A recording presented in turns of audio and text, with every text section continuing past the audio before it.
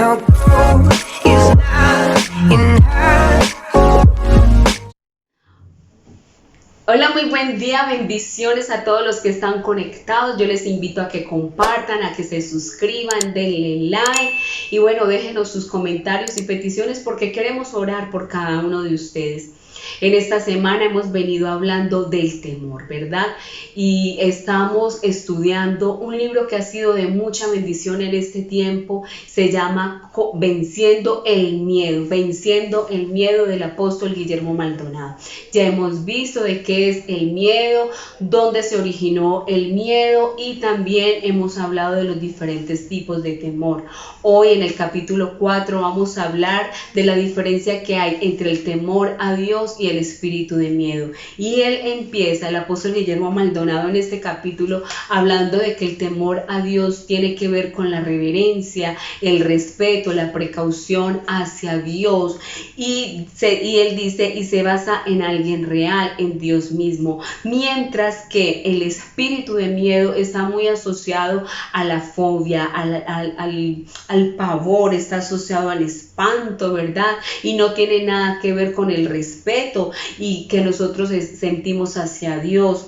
Por el contrario, se basa en preocupaciones y en fobias imaginarias. ¿Cómo llegó entonces el miedo al hombre? ¿Cómo empieza el miedo acá en la tierra? El miedo empieza cuando Adán y Eva pecan, cuando ellos desobedecen a Dios y mira, Dios le da unas instrucciones precisas, pueden comer de todo lo que hay, de todos los árboles menos de este, y llega la serpiente, les engaña, caen y ahí miran cuando Dios se da cuenta.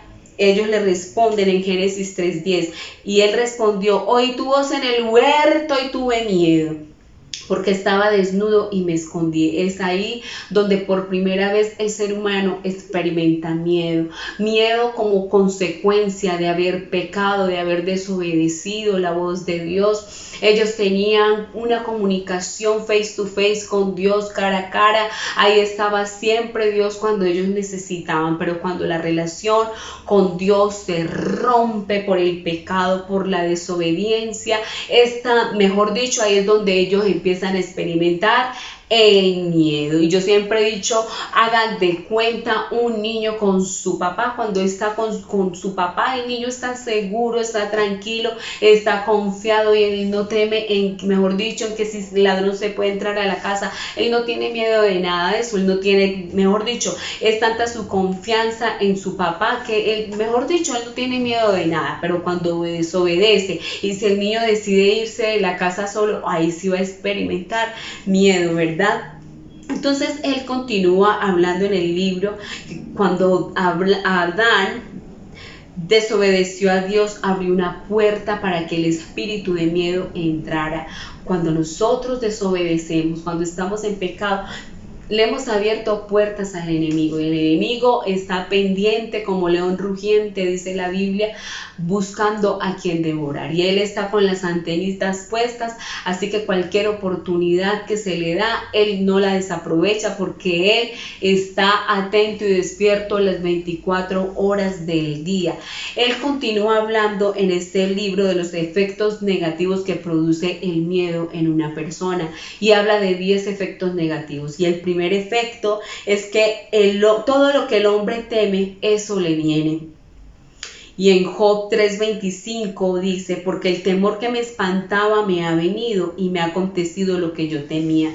Job temía perder su familia y finalmente eso fue lo que le llegó. Entonces hay que tener mucho cuidado a qué tememos. A veces hay personas que tienen miedo de enfermarse, miedo de que se enferme un hijo, miedo de que se muera un hijo, miedo a tener un accidente, una cantidad de miedo, y ya lo hemos visto en los devocionales anteriores. Entonces hay que tener mucho cuidado en qué estamos pensando, esos temores cuando llegan, qué estamos haciendo. Ayer hablábamos de cuando el miedo llega, cuando llegan los pensamientos de temor, nosotros tenemos que llevarlos cautivos en obediencia a Cristo, ¿verdad? Entonces, mucho cuidado, pilas. Número 1, todo lo que el hombre teme, eso le viene. Hay personas que se casan y tienen temor a que el esposo o esposa se vayan, les da miedo quedarse solos, solo, les da miedo quedarse viudos, ¿cierto que sí? Y así una cantidad de miedos que van surgiendo por la forma en que le criaron, qué sé yo, pero también vimos que el miedo es un espíritu malo. En el primer capítulo hablábamos de eso, de que el miedo es un espíritu malo, y como es un espíritu malo, pues hay que echarlo fuera, ¿verdad? Y él habla de que el segundo efecto negativo del miedo en las personas es que el miedo nos lleva a mentir. ¿Cuántas personas mienten porque tienen miedo y entonces la única salida que encuentran es mentir, ¿cierto? Hay personas que les gusta viajar, pero por miedo no lo hacen. Entonces dicen, no, a mí no me gusta viajar, no, a mí no me gusta ir por allá. Qué sé yo, se inventan una cantidad de cosas y con las ganas de ir, con las ganas de conocer, pero el miedo les puede.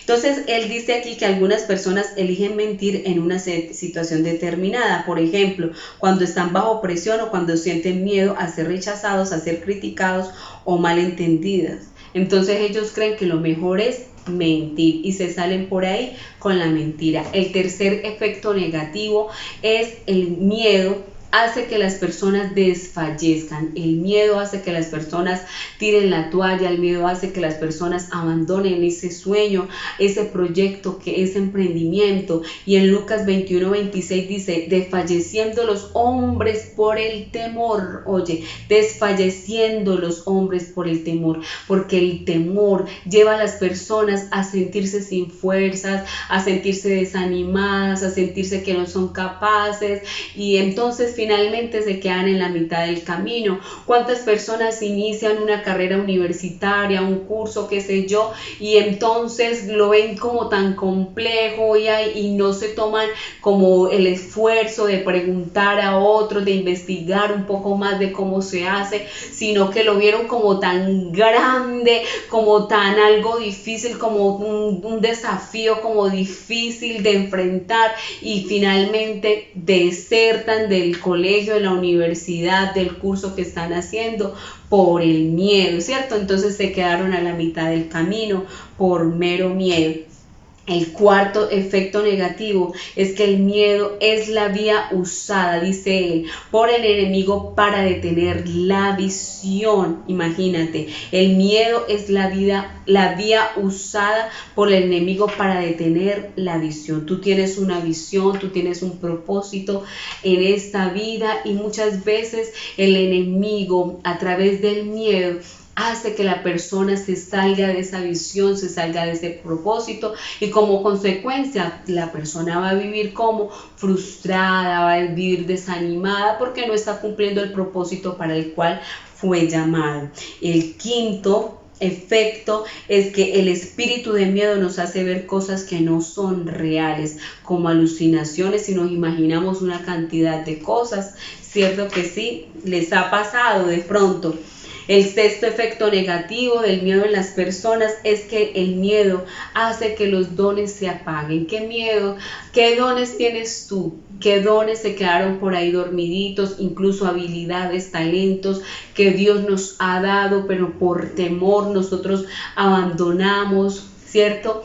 El estar aquí mismo parado en unas cámaras. Hay personas que ni siquiera se atreven y tienen una habilidad impresionante y unos dones, pero por el miedo no lo hacen, no lo intentan, lo dejan tirado. Amén.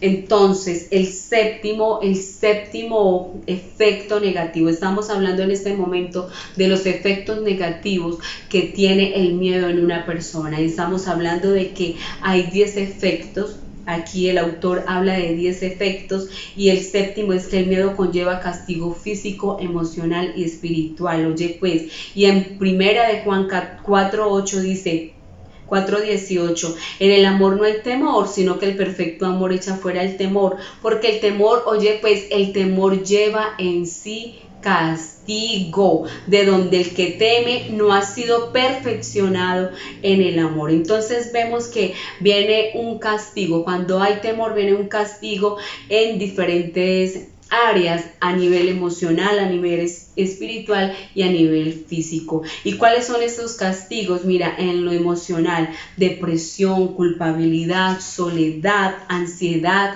frustración, preocupación, desánimo, tensión y vergüenza. Y los castigos físicos como las enfermedades, como el insomnio, incluso la misma muerte, pérdida del apetito, destrucción, falta de fuerza física. Se siente la persona sin fuerza, como desanimada, como si estuviera enferma y no quiere nada y quiere estar acostada.